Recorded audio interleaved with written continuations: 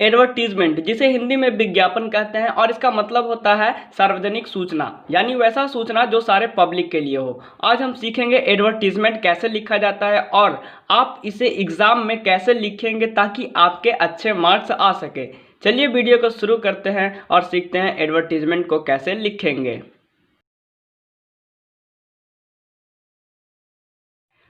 सबसे पहले बात करते हैं सिचुएशन वैकेंट का। सिचुएशन वैकेंट का मतलब क्या होता है? वैकेंट का मतलब होता है रिक्त स्थान या खाली स्थान, यानी मेरे पास पोस्ट खाली है, आओ और जॉब लो। यानी उस प्रकार के जो एडवर्टीजमेंट, उस जॉब के लिए, उस पोस्ट के लिए जो हम एडवर्टीजमेंट निकालेंगे उसे हम कहेंगे सिचुएशन वैकेंट। और उस प्रकार के एडवर्टीजमेंट को लिखते कैसे हैं? तो सबसे पहले ऊपर लिख देंगे सिचुएशन वैकेंट जैसे लिखा हुआ है, कैपिटल लेटर में सिचुएशन वैकेंट लिख देंगे। उसके बाद required a well qualified and experienced teacher. अब यहाँ पर जिस पोस्ट के लिए आपको कहे, जिस पोस्ट के लिए आपके एग्जाम में क्वेश्चन दिया हुआ रहे, आप उस पोस्ट के लिए लिखोगे। हमने लिखा टीचर के लिए, हमें ज़रूरत है एक टीचर की, और यहाँ तक सब सेम रहेगा। उसके बाद मेल और फीमेल।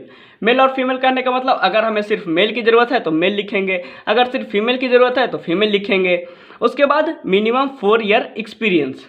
मिनिमम 4 ईयर एक्सपीरियंस मतलब अब जब हमें टीचर चाहिए तो हमने यहाँ पर आगे में ही लिख दिया कि हमें एक्सपीरियंस्ड चाहिए। अगर आपको क्वेश्चन में फ्रेशर दिया हुआ रहे तो यहाँ पर लिख देगा फ्रेशर। अब जब फ्रेशर लिखिएगा तो ये लाइन नहीं आएगा। फ्रेशर का मतलब वो कभी पढ़ाया ना हो।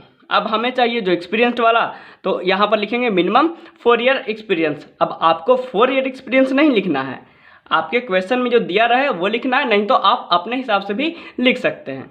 अब हमें टीचर की ज़रूरत है तो उसके लिए क्वालिफिकेशन भी तो होना चाहिए, ना कि जो टीचर हो वो हमारा सिंगिंग में अच्छा हो, डांसिंग में अच्छा हो, ऐसा तो नहीं होना चाहिए।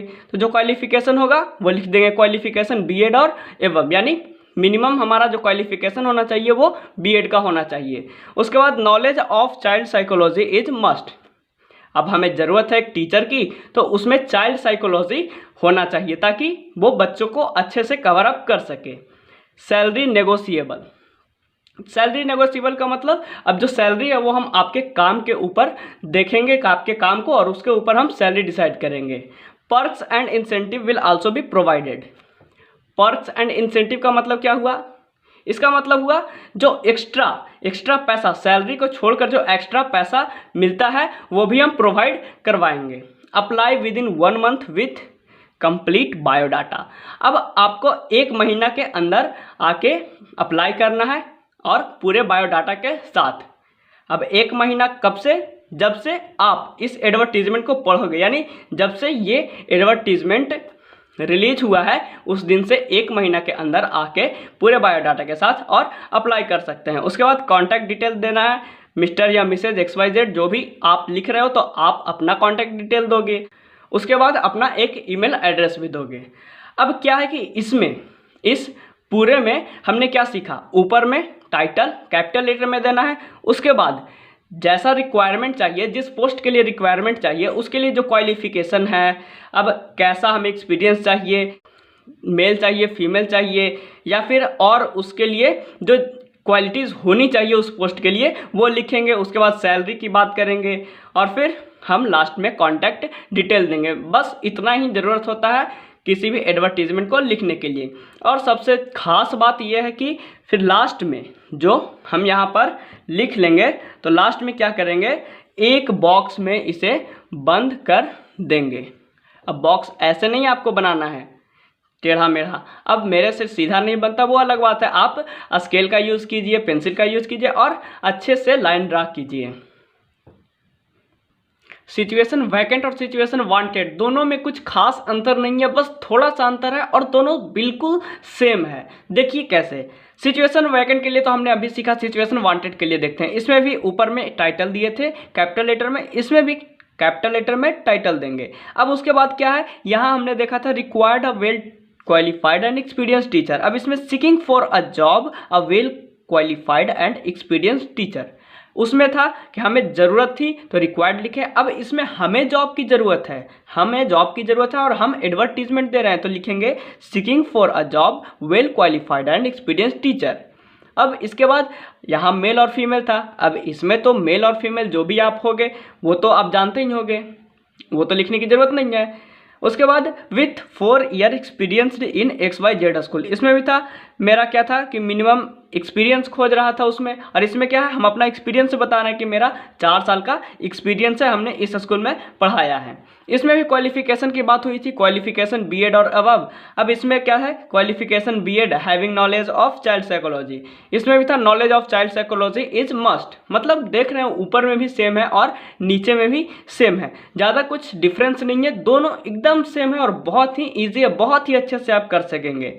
अब इसमें क्या था, सैलरी नेगोशिएबल। अब इसमें हमें जॉब की ज़रूरत है तो नेगोशिएबल तो लिखेंगे नहीं कि भाई जो मर्जी होगा आपको आप दे देना, मुझे कोई दिक्कत नहीं है।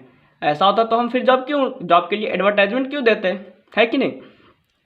अब इसमें हम सैलरी तो अपना बताएंगे ना कि हाँ मेरा सैलरी इतना होना चाहिए, इससे कम में मेरा गुजारा होने वाला नहीं है, तो हमने यहाँ पर सैलरी लिख दिया। अब इसमें था apply with in 1 month with complete biodata. अब उसमें हमें अप्लाई करना था, पोस्ट खाली था उसके लिए अप्लाई करना था, तो अपने बायोडाटा ले जाते। अब इसमें क्या है, अब इसमें कि हम खुद जब अपना एडवर्टीजमेंट दे रहे हैं तो क्या होगा कि हम खुद बोलेंगे कि भाई जो इंटरेस्ट है इतना, अगर मेरा कंडीशन है, जो इस कंडीशन के लिए फुलफिल हो, जो भी इस कंडीशन को मानते हो हमें कांटेक्ट करो। इसमें भी कांटेक्ट डिटेल था, अब इसमें भी कांटेक्ट डिटेल। अब बात करते हैं मुद्दे की, होना क्या चाहिए। सबसे पहला कि जो टाइटल है, टाइटल दोनों में ज़रूरी है। अब उसके बाद इंट्रोडक्शन जो है वो भी दोनों में ज़रूरी है, यानी इंट्रोडक्शन अच्छे से होना चाहिए। और तीसरा और सबसे अहम बात, कॉन्टैक्ट, यानी जो आपको कांटेक्ट करेगा वो ज़रूरी है। और पूरा जो आप एडवर्टीजमेंट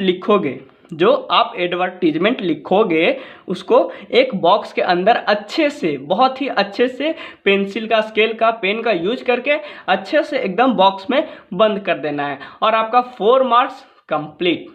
आज हमने बात किया सिचुएशन वैकेंट और सिचुएशन वांटेड का। अगर आपको सिचुएशन वैकेंट और सिचुएशन वांटेड में अभी भी कहीं पे दिक्कत है तो आप मुझे नीचे कमेंट सेक्शन में कमेंट कर सकते हैं। अगर आपको ये वीडियो अच्छी लगी तो इसे लाइक कीजिए, चैनल को सब्सक्राइब कीजिए। अभी सिचुएशन वैकेंट और सिचुएशन वांटेड के अलावा भी एडवर्टीजमेंट बाकी है, वो मैं आगे आपको बताऊंगा। तो मिलते हैं फिर अगली वीडियो में, तब तक के लिए धन्यवाद।